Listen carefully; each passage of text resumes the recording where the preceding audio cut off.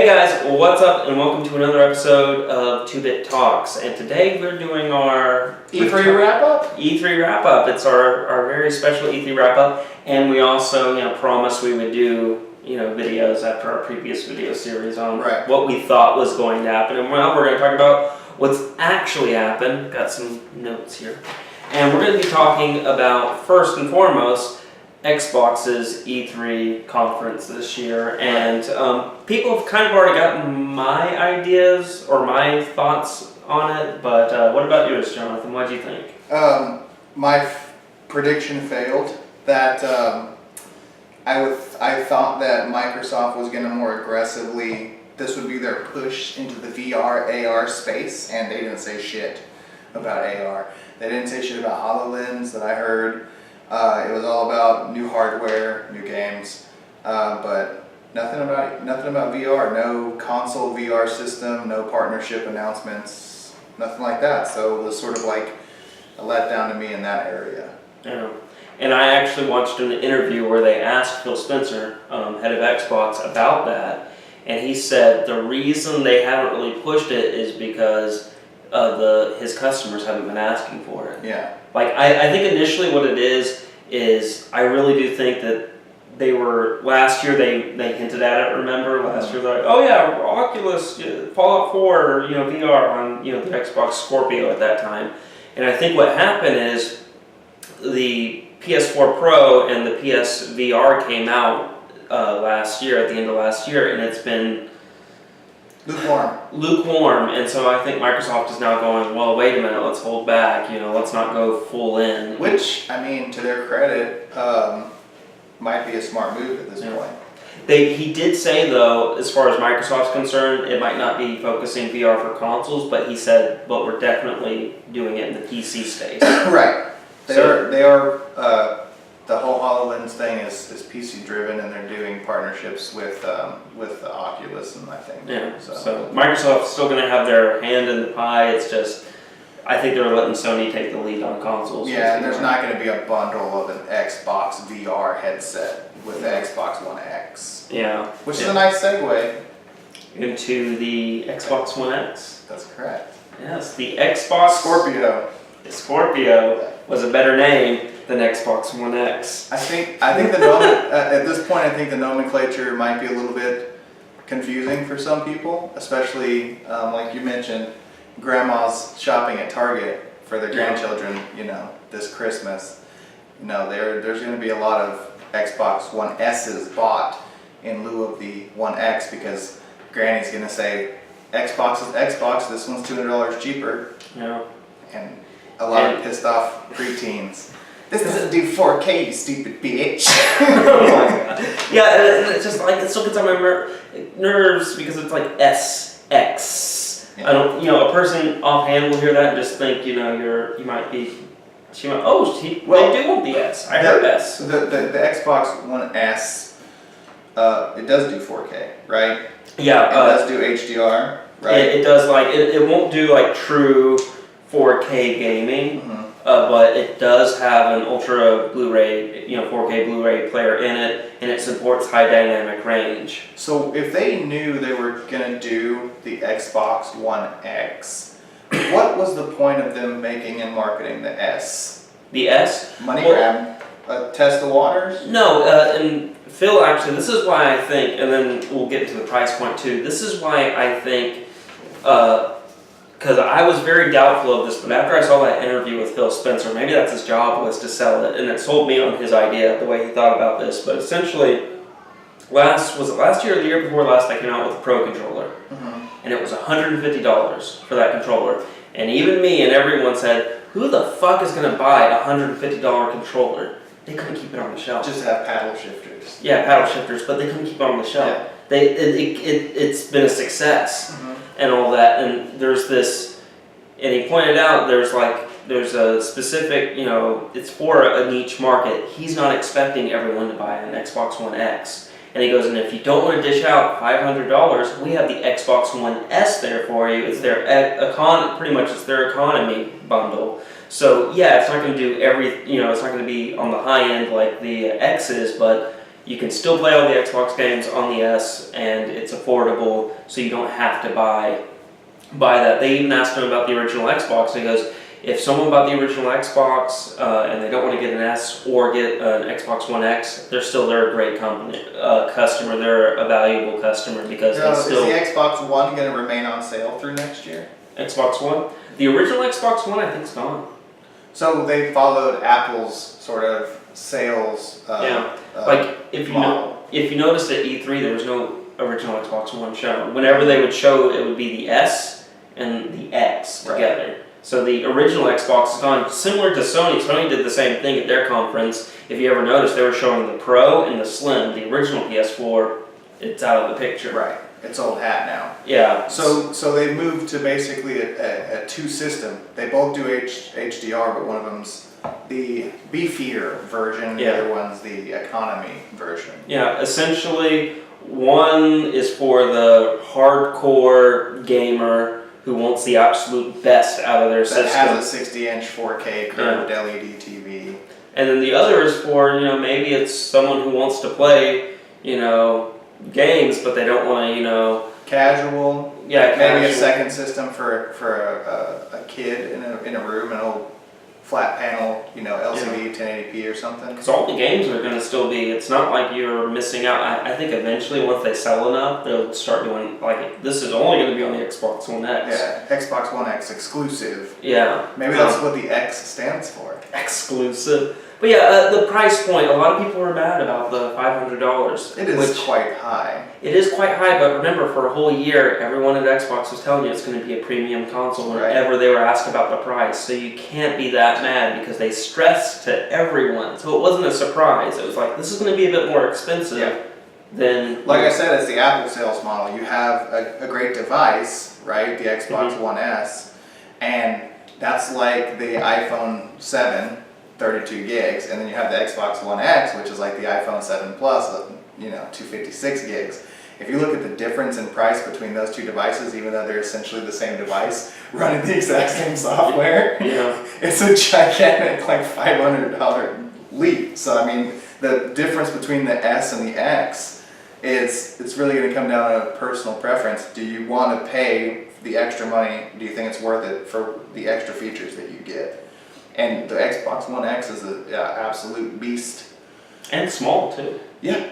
And it looks good. Did you see that? It looks like it's about the size of the S. Yeah. And they claimed it was the smallest Xbox ever, which means it'd be smaller than the S, but it looked like you've seen the S, right? The Xbox One. It looked like that, but black instead of white. Yeah. Like that's what it looked like to me. Looks fine to me. Yeah. Like I was saying, I was interested to see what the hardware looked like, and it's a black box. It's an Xbox. Yeah, that's your typical Xbox. It's like a smooth Xbox One with no grading on a small pedestal. I'm glad they learned that no one wants a big VCR in their entertainment center. The issue I have with that line of thought is, though, that big containers help distribute heat more. True. So, like, to have something in a large box like that will help with ventilation. Yeah. As processors get better and more efficient, you'll have less heating issues, and may just replace more efficient cooling systems and stuff. But speaking of that, to get a little techie here, did you see the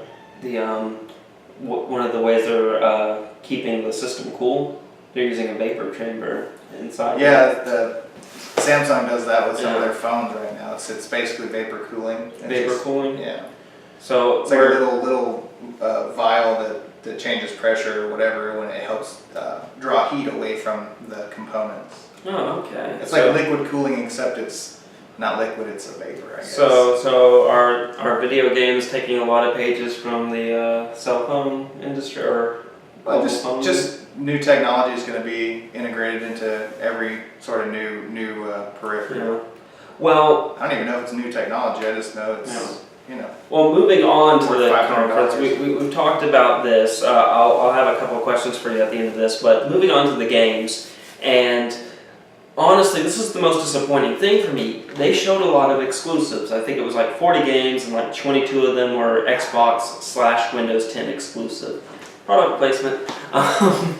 And I was about to say Phil Spencer, but But yeah, that's what Phil Spencer said. But like, I felt like there wasn't any like, and that's what I was gonna say. Sorry, I had a brain fart there. Phil Spencer said that they were lacking this year in first party, Mm-hmm. exclusive games, and that they need to work on that. And I think next year we're gonna get a lot more than what we got this year as far as exclusive, first party exclusives. But I felt like that's what it lacked. You showed the hardware, you showed how powerful it was, but you needed not necessarily Halo or Gears, but you needed like a game on that same level. Here's this new game. Here's a new IP we have, and it really shows off what the Xbox One X can do. It pretty much what all, I feel like every system has that launch game. Super Mario Brothers for the Nintendo was essentially a tech, in my opinion, a tech demo. It's like, hey, look what this console can do, and you played it, and it's like, oh wow, I really love this game, bright colors, blah, blah, blah.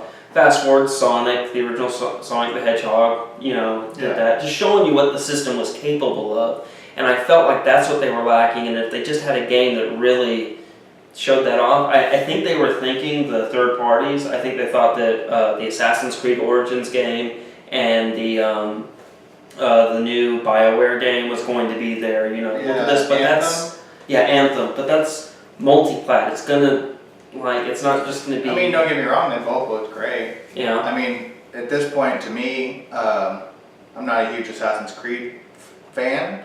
I mean, I've loved the first game, but I haven't kept up with it that much. And it just looked like a rehashing. It's the same game in a new Looks place. like they played a little bit of Legend of Zelda Breath of the Wild. Did you see that part where he jumps up with the bow and everything freezes so he can aim and shoot? Yeah. That's in Breath of the Wild. Yeah. So it's like, hey, we'll take that from you. It is bullet time mechanics, arrow time. And same with Anthem. It's like BioWare's like, we really like playing Destiny, and we played a little bit of Titanfall, so let's mix them together. Yeah. That's what it is. And when I saw the Anthem trailer, I was like, okay, so they get inside these robot suits, and then they look just like humans when they're standing next to each other. They just look like dudes in armor. You can't really tell they're actually 8 feet tall now. Like once they're standing next to another armored freelancer, then they kind of just I don't know, the rocket packs look cool and everything, but I agree with you. I think that Xbox should have said Xbox One X and look at this game in quotations. This is the tentpole game for this system. Look at these fucking textures. Look at this resolution. Look at these HDR colors, and it didn't even have to be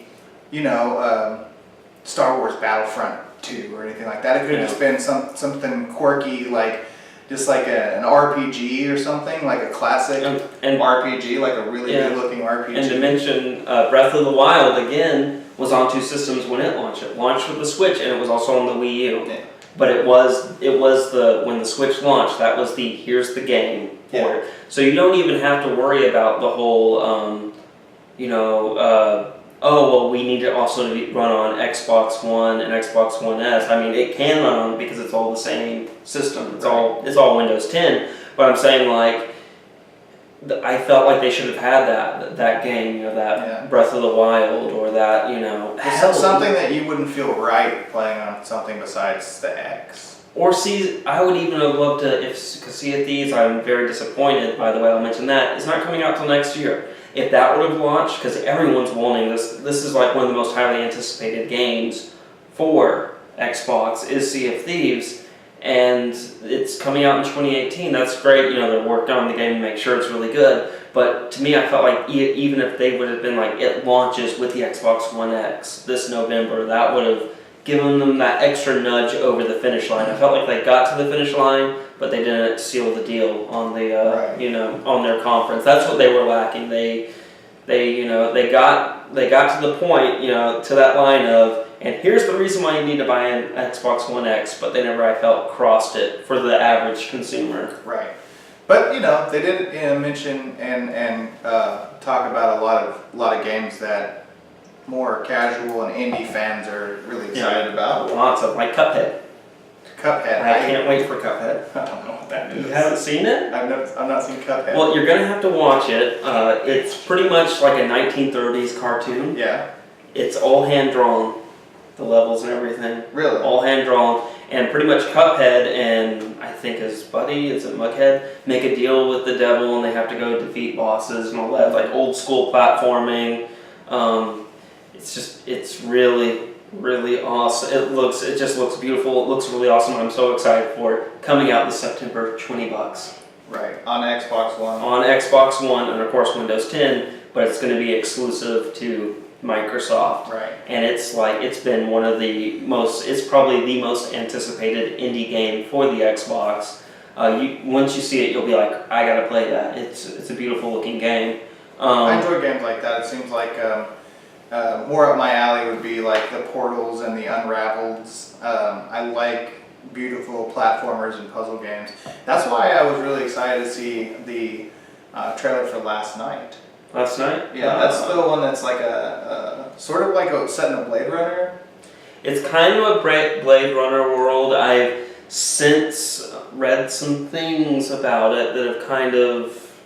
It's Neo Tokyo with hover cars, but you know, the most interesting thing about it is it does have a shadow box world build, and the art direction is really cool. It's the built, art direction. It's built like a pixelated shadow box, and the animations are beautiful, and it gives a really in-depth sort of environment. Like the environment is very unique. It has a very unique artistic visual style. It has a voice. It has a really plain, like a really well thought out voice. But the trailer I saw made it look really interesting. It's another one I'd be interested in getting on Xbox. My problem with that one is the gameplay.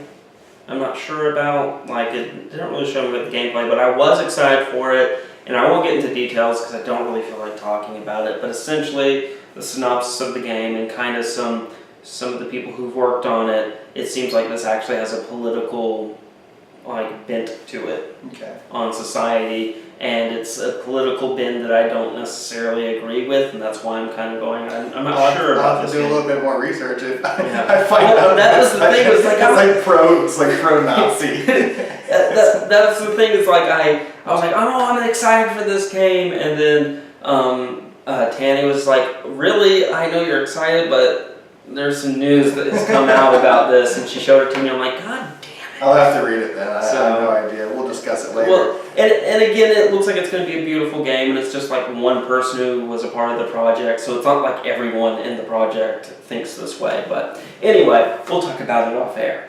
Another game. Let's make an artful escape from this conversation. An artful escape. This beautiful little looks like a musical platforming game. Did you see the trailer for it? I did, and to be honest, it didn't stick with me, and you'll have to remind me.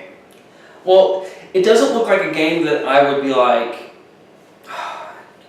It's definitely not a game that I'm gonna play all the time, but it looks like just this nice, beautiful game that you can just pick up and play for a few 10, 20 minutes maybe, and then go do something else. Sounds like it's right up my alley. Or a game that you could, play with your kids or something like that. And it looks like I don't know if it kind of looks like a platformer / rhythm game and all that. And you were like, the guy was playing the guitar, and as he played the guitar, the whole world just got really beautiful. I'm remembering it now. It's basically an indie rock driven platformer.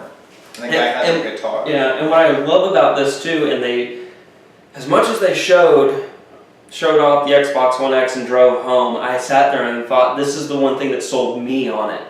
But I don't know if it would sell everyone. Looking at these games, I'm like, especially on the Xbox One X, and if you have a 4K TV, these colors are just going to be popping out at you. Yeah. And it's going to look really awesome. And I was starting to see, the benefits of it. Right. The contrast ratios and the HDRs and the colors are going to be amazing. It just made me feel like we were reaching that jump where the Xbox One and the PS4, it didn't jump, they just kind of hopped forward from the 360 and the PS3. This feels like this is a jump, like where the 360 and PS3 were. This does feel like a massive jump. And the PS4 Pro also will be doing high dynamic range and all that. Yeah. So So it's not just Xbox that's doing it. I mean, Xbox is going to have the most powerful console to do this, but the industry as a whole is moving in this direction. You remember even 3 years ago, 4K was nothing more than just a trade show, demo. Something people say, look at all these pixels, and now it's like, in four more years, we're going to be talking about 8K gaming or some stupid shit. Yeah, I was hearing something about that actually today, where they were talking about, some people are doing 8K, and I'm like, we're at 4, let's just be happy with 4. We were talking about 1080p 5 years ago, like, your eye literally can't distinguish the difference, but until you sit down in front of a 4K TV with high dynamic range, and you're looking at 4K content, it's like looking through a window into the world. I mean, it's for some reason, it's almost like an uncanny valley. It's ultra realistic to a point where it's like, ooh, just let me live inside of that world where, everything is that. Actually, Nelson, a contributor to the 2-Bit channel, has a 4K TV now, and he even told me, he's like, it's going to take me a while. He goes, I got to get used to 60 frames per second. I think he was just, I don't know if he was just watching a show or something, but even just the solid 60 frames per second he wasn't used to. Yeah. And all that, so it was like,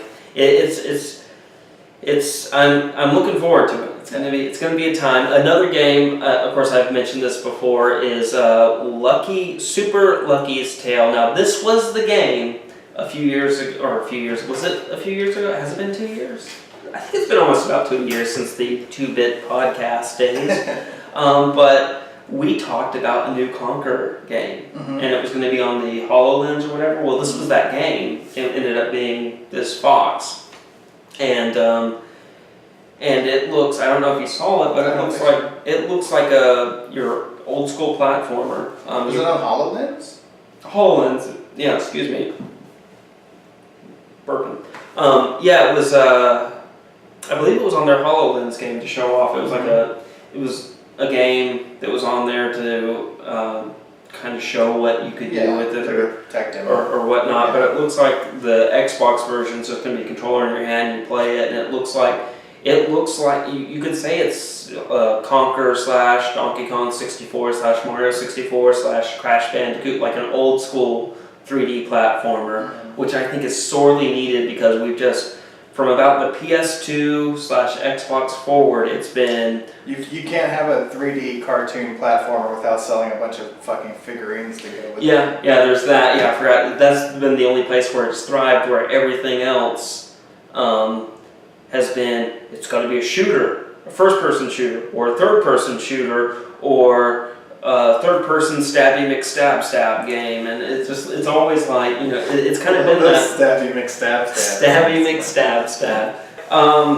State of Decay 2 also is a game I'm excited for, and from what I've heard, Scuttlebutt has it that it's going to be multiplayer, meaning that I could join your world and your State of Decay world, and we can survive the zombie apocalypse together, which if you play the original State of Decay, it really felt like, it was like playing a game where, this is definitely like an online game, I want to say MMO, MMO, massive multiplayer online.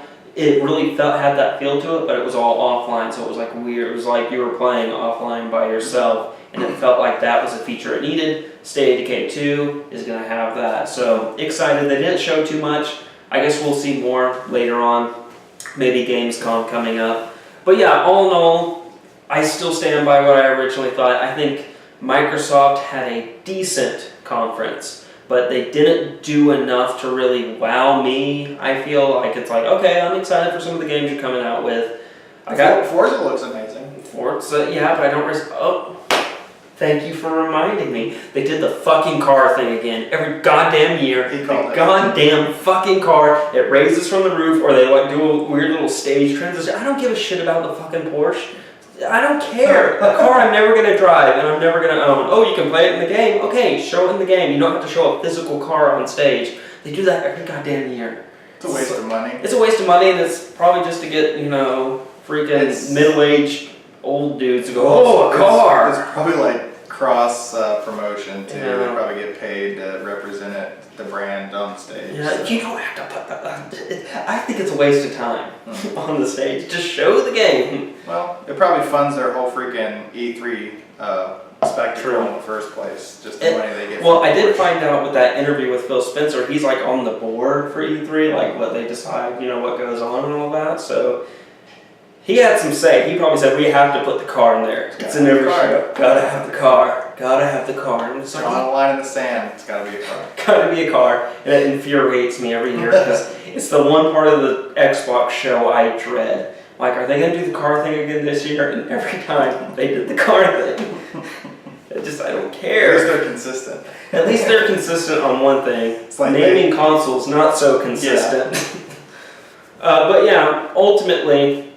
Like I said, for me, they showed a lot of things I'm excited for and I'm looking forward to. Xbox One X, I'm definitely going to get. I'm not going to get it at launch. I'm not going to spend $500 right before my daughter's birthday and Christmas.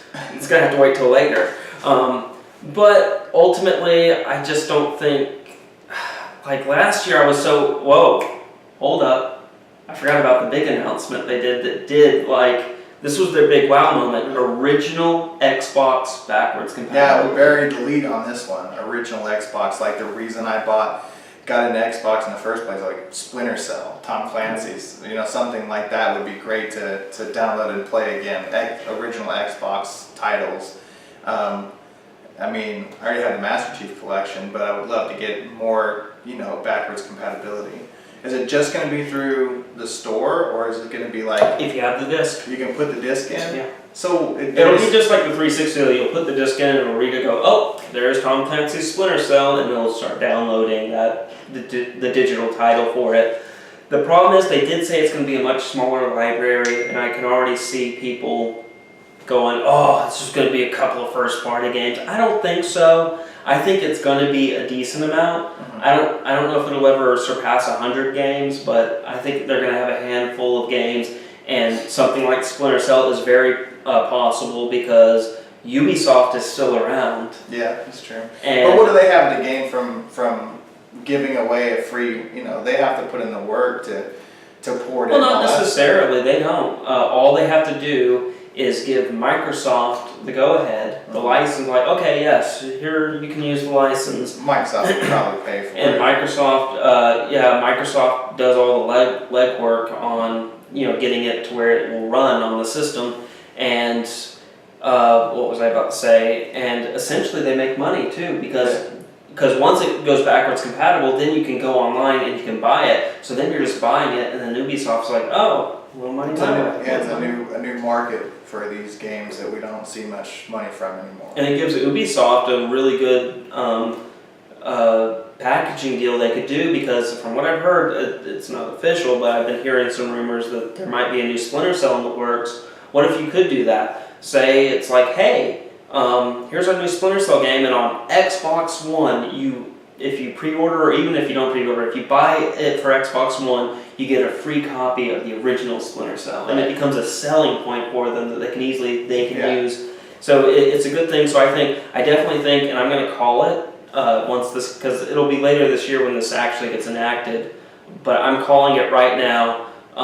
Red Dead Revolver will be a backwards compatible original Xbox game, because I can just see Rockstar going, get Red Dead Redemption 2, and we'll give you a free copy of Red Dead Redemption on the 360 and Red Dead Revolver on the original Xbox. Great games. So yeah, great games. And it's this huge selling point, so I'm calling it right now. I think that's going to happen with that particular game. I think that's definitely going to be backwards compatible.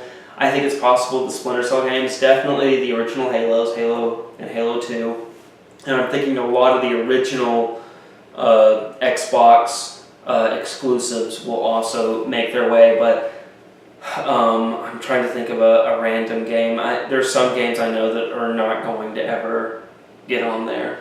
But yeah, original Xbox backwards compatibility. This is an awesome feature. I don't think, as they said, it's not going to be as big as the 360, but still, I think we're going to get a handful of classic games that we're going to be able to play, and that's going to be awesome. Again, I don't feel like that put them over the finish line this year. I felt like last year they had a much better showing. But I would put them I thought they did a decent job, but not a great job. Where would you put Xbox? 8.5 out of 10. 8.5 out of 10? Yeah. Oh, you have a number system. I do. It's a secret one, though. It's a secret one. It is. Well, I guess if we're doing a number, I would put Xbox. I do the bits. I do the bits. So I give Xbox's E3 2017 presentation 2.5 bits out of 4.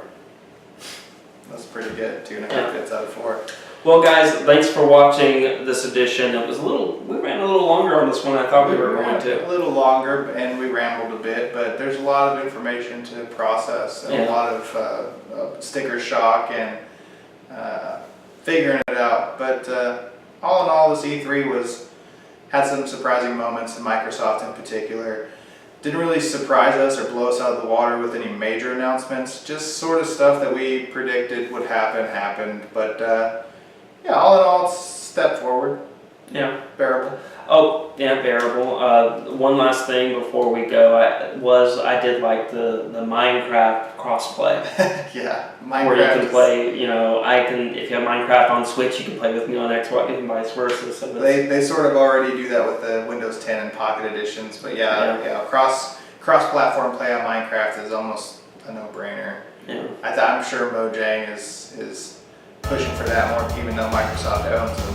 Yeah. There's nothing more fun than to collaborate with your friends in a game of Minecraft. Yeah. Well, that being said, guys, thanks for watching once again.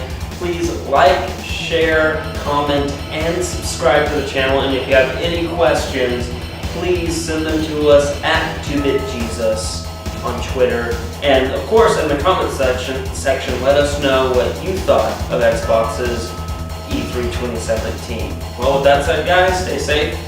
Bye.